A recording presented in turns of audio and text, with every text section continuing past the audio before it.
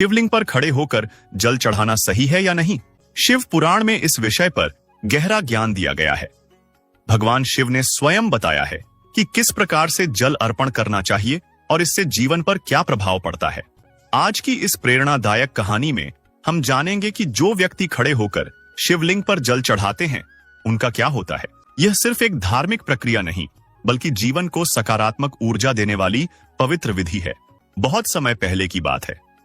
रघु नाम का एक युवक एक छोटे से गांव में रहता था। वह भगवान शिव का सच्चा भक्त था और हर सोमवार शिवलिंग पर जल चढ़ाने के लिए मंदिर जाता था। रघु को बचपन से यह सिखाया गया था कि भगवान शिव को जल अर्पित करना बहुत पुण्यदायी होता है, लेकिन वह अक्सर जल्दी में रहता और हमेशा खड़े होकर ही जल अर्पित करता। एक दिन गांव में एक वृद्ध संत आए। उन्होंने रघु को खड़े होकर जल चढ़ाते देखा और पूछा, वत्स, तुम इतनी श्रद्धा से पूजा करते हो लेकिन खड़े होकर जल क्यों चढ़ाते हो? रघु ने कहा, महाराज, मैं समय की कमी के कारण जल्दी में जल चढ़ा देता हूं, क्या इससे कोई फर्क पड़ता है? संत ने गंभीरता से कहा, वत्स, यह साधारण बात नहीं है। शिवलिंग पर जल अर्पित करने की भी एक सही विधि है जो शिव पुराण में बताई गई है। अगर तुम इसे सही तरीके से नहीं करोगे तो पूजा का पूरा फल नहीं मिलेगा। रघु हैरान रह गया और उसने उनसे सही तरीका जानने की प्रार्थना की। संत बोले, रघु, बैठकर जल अर्पित करना सर्वश्रेष्ठ है। जब तुम बैठकर भगवान शिव को जल अर्पित करते हो तो यह तुम्हारे ध्यान, समर्पण और विनम्रता का प्रतीक बन जाता है। यह दर्शाता है कि तुम पूरी श्रद्धा से भगवान के चरणों में उपस्थित हो। बैठकर पूजा करने से तुम्हारे चारों ओर सकारात्मक ऊर्जा का प्रवाह होता है। तुम्हारा मन स्थिर रहता है और भगवान शिव तुम्हारी भक्ति से प्रसन्न होते हैं। याद रखो, यह तरीका तुम्हारी साधना को पूर्णता देता है। संत बोले, यदि तुम खड़े होकर जल चढ़ाते हो तो यह तुम्हारी जल्दबाजी और असंतुलन का प्रतीक माना जाता है। शिव पुराण में यह स्पष्ट कहा गया है कि खड़े होकर पूजा करने से तुम्हारी भक्ति में एक प्रकार की अधीरता झलकती है। ऐसे में तुम्हारी पूजा की शक्ति कम हो जाती है, इसका प्रभाव भी आधा रह जाता है और तुम्हें पूर्ण फल नहीं मिलता। भगवान शिव सच्चे समर्पण और धैर्य से की गई पूजा से ही प्रसन्न होते हैं। संत ने आगे कहा, रघु, जब भी भगवान शिव को जल अर्पित करो तो सबसे पहले अपने चित्त को शांत कर लो। बैठो, गहरी सांस लो और मन से सभी विकारों को दूर करो। ध्यान रखना, तुम्हारा मुख उत्तर या पूर्व दिशा की ओर होना चाहिए। यह दिशा शुभ मानी जाती है और इससे तुम्हारी पूजा में सकारात्मक ऊर्जा का प्रवाह होता है।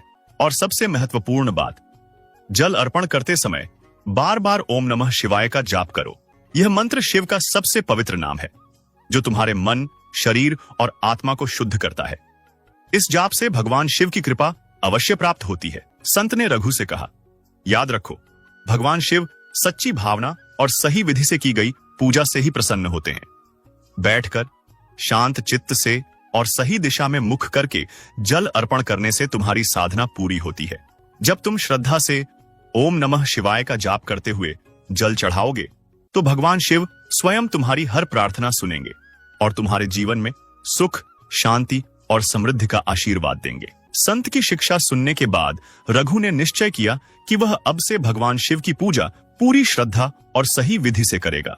अगले सोमवार रघु सुबह उठकर स्नान कर शुद्ध वस्त्र पहनकर मंदिर गया।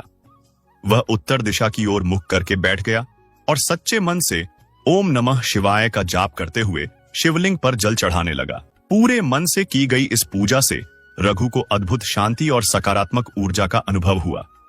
रात्रि में भगवान शिव ने रघु के स्वप्न में आकर कहा, वत्स, अब तुमने सही विधि से पूजा की है। तुम्हारी श्रद्धा और समर्पण से मैं प्रसन्न हूं। तुम्हारे जीवन में सुख, समृद्धि और सफलता का मार्ग प्रशस्त होगा।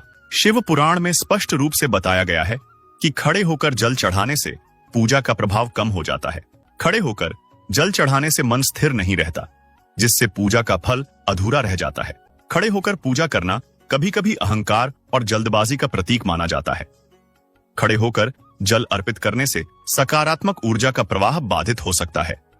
इस कथा से हमें यह महत्वपूर्ण शिक्षा मिलती है कि पूजा में सही विधि का पालन आवश्यक है। बैठकर ध्यानपूर्वक जल अर्पित करना सबसे उत्तम माना गया है। जल्दबाजी में की गई पूजा का फल अधूरा रह सकता है। श्रद्धा, समर्पण और नियमों का पालन भगवान शिव को प्रसन्न करता है। दोस्तों, भगवान शिव की पूजा में सबसे महत्वपूर्ण है सच्चा समर्पण, श्रद्धा और सही विधि का पालन। जब आप पूरी श्रद्धा से बैठकर शांत चित्त से पूजा करते हैं तो भगवान शिव की कृपा आपके जीवन में सुख, शांति और समृद्धि लेकर आती है।